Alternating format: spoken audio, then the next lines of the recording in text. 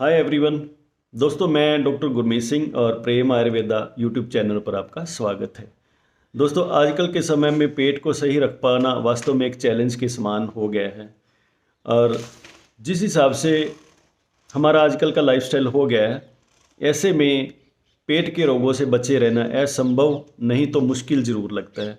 जिस प्रकार हमारे खाने पीने की चीज़ों में केमिकलाइजेशन होता जा रहा है, उस हिसाब से हमारे पेट में गैस, तेजाब, कब्ज, अफारा, अपचन या ulcer, peptic ulcer, gastric ulcer, इस तरह की समस्याएं जो है ना बहुत बढ़ती चली जा रही हैं। इन सभी समस्याओं में से अगर आप भी किसी समस्या से अगर जूझ रहे हैं तो मैं आज आपके लिए लाया हूँ इन विपत्तियों को दूर करने वाला अविपत्तिकर चूर्ण। जी हाँ दोस्तों, इसका आयुर्वेदिक नाम अविपत्तिकर चूर्ण है और यह इतनी सौम्य, इतनी मधुर औषधियों से मिलके बना है कि इसका साइड इफ़ेक्ट का तो कभी आप सोच ही नहीं सकते हैं।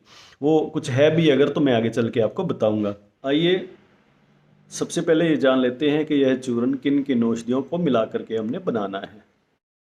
इस चूर्ण के लिए हमें चाहिए 10 ग्राम सौंठ, काली मिर्च 10 ग्राम, पीपल 10 ग्राम, हरड़ 10 ग्राम, बहेड़ा 10 ग्राम, आंवला 10 ग्राम, नागरमोथा 10 ग्राम, वाइवडिंग 10 ग्राम, छोटी इलायची के दाने 10 ग्राम और तेज पत्तर 10 ग्राम।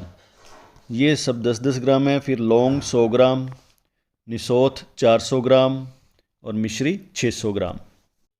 दोस्तों, जैसा कि आप देख पा रहे हैं, मैंने सभी चीज़ों को पीस करके उसका चूर्ण बना दिया है। ये 1 किलो 200 ग्राम चूर्ण तैयार हो जाता है इस मात्रा से। अगर आप आधा बनाना चाहें तो सभी चीज़ों की मात्रा को आधा आधा कर देंगे तो ये लगभग 600 ग्राम चूर्ण तैयार हो जाएगा। आपने देखा, इन सभी दवाइयों में से एक निशोथ को छोड़ करके सभी दवाइयाँ जो है हमारी रसोई घर में ही मिल जाती हैं। निशोथ भी शायद कुछ कम लोगों ने सुना होगा, बाकी दवाइयाँ तो सारी हमारी रसोई घर के मसाले ही होते हैं। लेकिन हर मसाले का एक दवा के रूप में अपना विशेष महत्व होता है। इसको एक विशेष मात्रा में मिलाने पर ये किन किन रोगों पर कार्य करती हैं, आइए जानते हैं इसके बारे में। सबसे पहले हम बात कर लेते हैं हाइपर एसिडिटी की, अम्ल पित्त की, यानी तेजाब बनने की समस्या की। दोस्तों, ये आजकल सबसे फैला हुआ रोग है, फैलता जा रहा भी है और फैला हुआ भी है। ऐसे में आपने क्या करना है, अगर आपको खाने के 1-1.5 घंटे बाद पेट में जलन, उबाक या एसिडिटी की समस्या महसूस होती है, तो आपने खाने के करीब आधे घंटे बाद इस चूर्ण को 4 से 6 ग्राम की मात्रा में पानी से यूज़ करना है, सुबह भी और शाम को भी। इससे क्या होगा कि आपके अंदर जो पित्त बढ़ी हुई है वो यहाँ आपकी अंतड़ियों से निकल के, सारी अमाशय से निकल के सारी की सारी नीचे जो है ना अपना हमारे जो गुदाद्वार से, हमारे टॉयलेट वाले रास्ते से धीरे धीरे पित्त का जो है निस्सरण हो जाता है। पित्त का अनुलोमन बोलते हैं इसको, नीचे की तरफ चली जाती है, जिससे आपको काफ़ी जल्दी राहत मिल जाती है। कुछ ही दिनों में आपकी प्रकृति परमानेंटली जो स्वस्थ हो जाती है। फिर भी अगर ऐसा नहीं होता तो कुछ दिन आप लगातार इसको 1.5-2 महीना लगातार भी लिया जा सकता है और ऐसे में अम्ल पित्त की समस्या जड़ से ख़त्म हो जाती है। इसके बाद आती है कब्ज की समस्या। ये भी बहुत ज़्यादा लोगों को परेशान करता है रोग। इसमें होता क्या है कि जैसे हमारा गलत खान पान, जैसे हम जंक फूड, फास्ट फूड ऐसी चीज़ें खाते हैं या बहुत बासी भोजन खाते हैं। यानी सुबह हमने दाल सब्जी कुछ भी बनाया, वो सुबह खा ली, दोपहर को ऑफिस में भी ले गए, या फिर हमने दोपहर को उसको खा लिया, शाम को फिर उसको फ्रिज में रखा पड़ा है और उसको निकाला, पहले तो डीप फ्रिज हो गया, बाद में फिर उतना ही गर्म किया, फिर खा लिया, कुछ बच गई तो हम अगले दिन के लिए भी इसको यूज़ करते हैं। ऐसा बिल्कुल नहीं करना चाहिए। अगर ऐसा करने से होता क्या है कि जो उस चीज़ में वाई पैदा हो जाती है। वाई का मतलब है कि हमारे शरीर में जब हम इसको खाएंगे तो वो खुश्की पैदा करेगा, हमारी बॉडी में शुष्कता आकर जो है मल कड़ा होने लगेगा। और वात बढ़ने के कारण क्या है कि वहाँ पे रूखापन आना ही आना है, हमारी अंतड़ियों में रूखापन पैदा हो जाता है, जिससे यह गुदा द्वार से निकलने में बड़ी परेशानी करता है। अगर ऐसे में निकलेगा भी तो हमारी जो गुदा में जो रगड़ लग करके जो है वो बवासीर, पाइल्स वगैरह इस तरह की ब्लड, टॉयलेट के साथ ब्लड आने की समस्या भी पैदा होने लग सकती है। और होता क्या है, इसके साथ साथ जो है हमारा जब जोर ज़्यादा लगेगा इसको बाहर फेंकने के लिए, गुदा द्वार से बाहर फेंकने के लिए ज़्यादा जोर लगेगा। ज़्यादा जोर लगने में क्या होगा, हमारी गुदा द्वार जो बाहर आने लग जाएगा, उससे क्या होगा, कोलैप्स ऑफ रेक्टम बोलते हैं उसको। ऐसी समस्या भी पैदा हो जाती है। इन चीज़ों से बचने के लिए पहले तो सबसे जो है हमें बासी भोजन या इस तरह का जंक फूड छोड़ना है। और साथ ही ऊपर बताए हुए तरीके के हिसाब से खाने के कुछ समय बाद इसको 4-6 ग्राम की मात्रा में सुबह शाम यूज़ करना है, जिससे कब्ज की समस्या में धीरे धीरे, क्योंकि निशोथ होता है इसमें, जो निशोथ है लगभग सभी औषधियाँ जो इसमें डली हैं वो रेचक हैं। रेचक का मतलब होता है कब्ज को दूर करने वाली, मल को पतला करके बाहर फेंकने वाली। ये मन स्वाभाविक अवस्था में ला करके उसको अच्छे से बाहर फेंकने का कार्य करता है, जिससे हमारी जो है कब्ज भी वो दूर हो जाती है। अब हम बात करते हैं हिचकी के बारे में। दोस्तों, यह बहुत ही जानलेवा रोग साबित हो सकता है अगर इसको समय रहते ना क्योर किया जाए। ये होता है असल में जो हमारी आहार नली है, यानी जो हमारी एलिमेंट्री कैनल है, उसमें स्वेलिंग या इन्फेक्शन होने के कारण हमें ये समस्या होने लगती है। इसमें भी आपने क्या करना है, इस चूर्ण को 4 ग्राम की मात्रा में लेकर इसमें कुछ शहद मिला लेना है और इसको दिन में 2 या 3 बार चाट लेंगे तो धीरे धीरे ये समस्या जो है वो ख़त्म हो जाएगी। क्योंकि हमारे आमाशय में स्वेलिंग हो जाती है, कहीं भी स्वेलिंग हो, उसके कारण ही ये ज़्यादातर लोगों को समस्या आती है। और इस तरीके से यूज़ करने पर इसका बहुत अच्छा प्रभाव देखने को मिलता है और जो हिचकी की समस्या है वो 1-2 दिन में ही समाप्त हो जाती है। इसके बाद बात कर लेते हैं भूख ना लगना, जिसे आयुर्वेदिक भाषा में मंदाग्नि बोलते हैं। मेरे क्लिनिक पर बहुत से ऐसे पेशेंट आते हैं जो बोलते हैं डॉक्टर साहब हमें भूख ही नहीं लगती है, चाहे सारा दिन भी हम ना खाएं तो हमें ज़रूरत नहीं महसूस होती कि कुछ खाना है। लेकिन होता क्या कि एक्चुअली समय हो जाने के कारण घर वाले बोल देते हैं कि खाना खा लो, नहीं खाएंगे तो ये हो जाएगा, वो हो जाएगा, कमज़ोर हो जाओगे, ऐसी बातें। तो उस चक्कर में हम जैसे खा तो लेते हैं लेकिन पेट बाद में ऐसा फूलता है कि हमें लगता है कि सारा कुछ जैसे पेट ही में आ गया हुआ हो। ऐसी समस्या होने को मंदाग्नि कहा जाता है, जिसमें पेट की अग्नि जो है वो मंद हो जाती है, कमज़ोर हो जाती है, पाचन जो है हमारा ख़राब हो जाता है। इस समस्या को दूर करने के लिए आपको इस चूर्ण को 4 से 6 ग्राम की मात्रा में खाना खाने से आधा घंटा पहले पानी से लेना है, सुबह और शाम।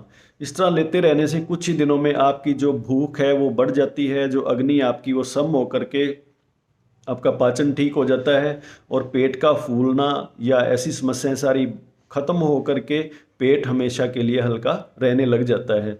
इस चूर्ण का, एविपत्तिकर चूर्ण का प्रयोग जो चमड़ी रोगों में भी बहुत अच्छा होता है। वो किस कारण से होता है, जैसे देखिए बहुत सारे लोग ऐसे होते हैं जो एसिडिटी से बहुत लंबे समय से जूझ रहे होते हैं लेकिन उनका कोई अच्छा सा इलाज नहीं ले पाते हैं।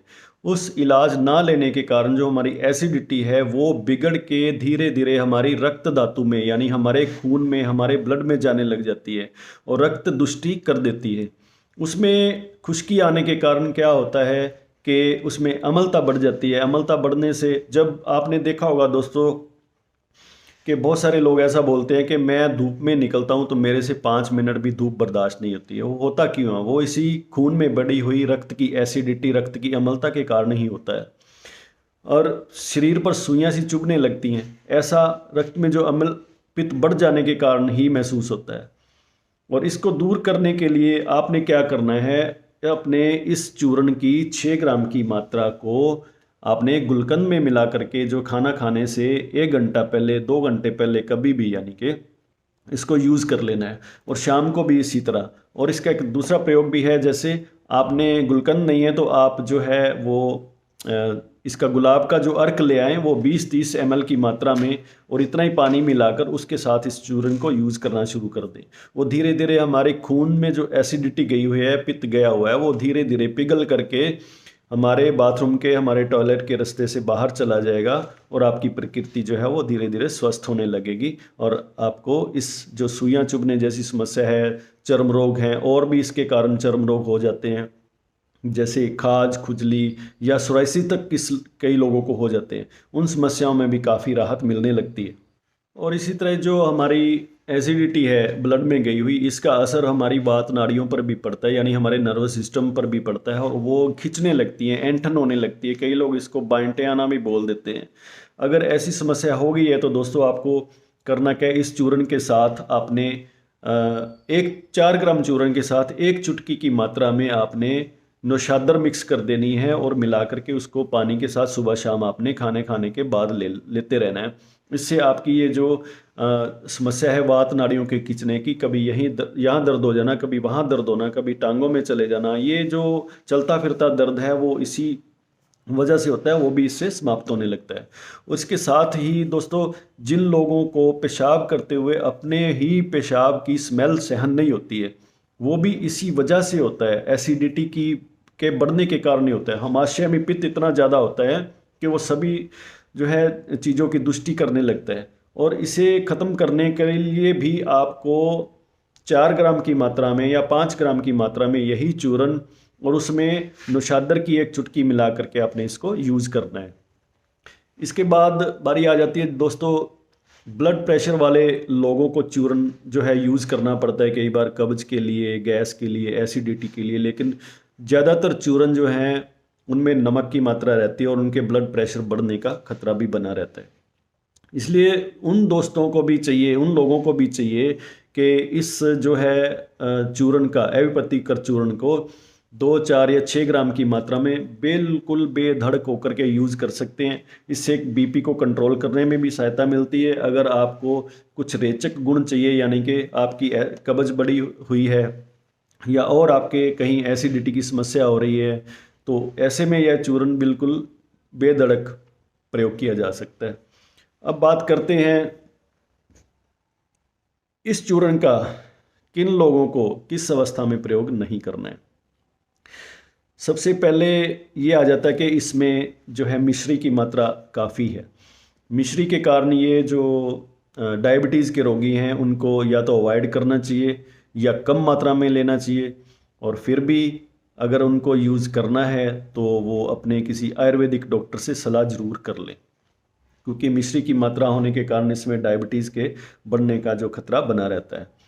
और जिनकी आंतों में सूजन हो, पेट को दबाने पर ऊपर से उनको पेन महसूस होती हो, ऐसे लोगों को भी इसका प्रयोग नहीं करना चाहिए। अगर फिर भी करना चाहते हैं तो अपने डॉक्टर की सलाह लें या इसको थोड़ा सा घी मिलाकर इसका यूज़ करें, ताकि जो इसकी सौम्यता है वो थोड़ी सी और बढ़ जाए। देखिए दोस्तों, मैंने ये जानकारी आपको दी, आपको कैसा लगा आप मुझे कमेंट बॉक्स में कमेंट करके बता सकते हैं। अगर ये जानकारी आपको अच्छी लगी तो कृपया हमारे चैनल को लाइक करिए और सब्सक्राइब करिए और शेयर भी करिए। धन्यवाद दोस्तों।